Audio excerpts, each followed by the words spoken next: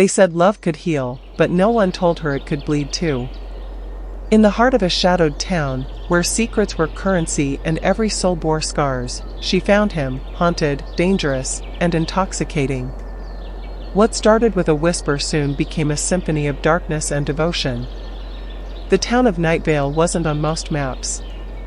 Hidden beneath a cloak of constant cloud cover and endless pine forests, it was a place where time felt slower, and people walked with secrets etched into their skin. Ivy Morin had come there not to find love, but to escape it.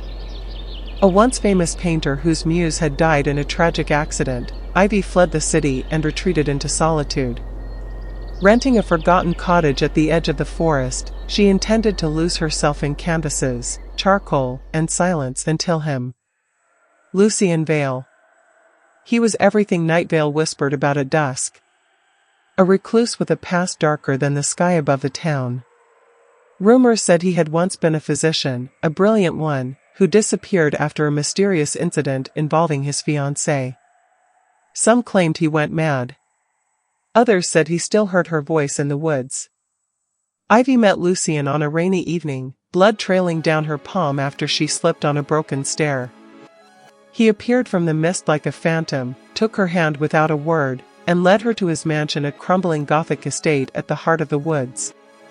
He stitched her up in candlelight, his fingers gentle, his voice a gravel melody she hadn't realized she missed. She was supposed to leave after that. But the storm lingered. So did he. And something between them shifted. Lucien was brooding, poetic, and eerily kind. Ivy, with her fierce independence and wounded soul, challenged him.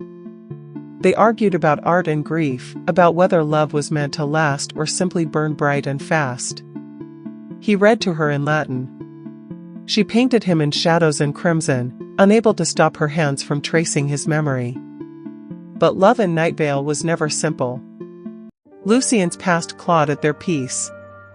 One night, Ivy discovered an attic filled with portraits of a woman, his lost fiancée, Amara, each one painted in Ivy's face. Terrified, she demanded answers. And Lucien, for the first time, broke. He revealed the truth. Amara had died in his arms.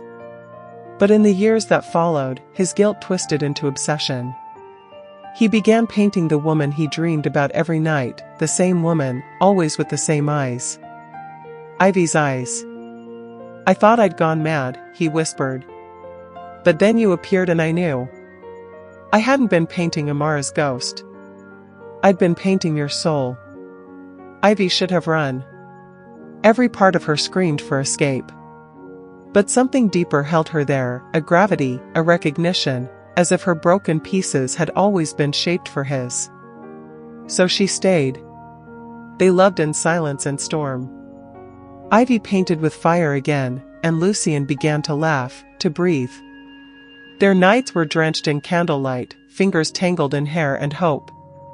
And when he touched her, it wasn't lust, it was longing, centuries old. Yet Nightvale had one last twist. Lucien's health began to fade. A curse, he said. A debt paid in blood for the love he tried to resurrect. Ivy, refusing fate, painted one last masterpiece, a portrait not of grief, but of rebirth. As the final brushstroke dried, the curse lifted. It was never magic in the paint. It was her love. Her belief that even the darkest heart deserved redemption. Today, the mansion glows with warm lights and laughter. Ivy and Lucien host art retreats for those who have lost everything, teaching them to find color in the darkest parts of themselves.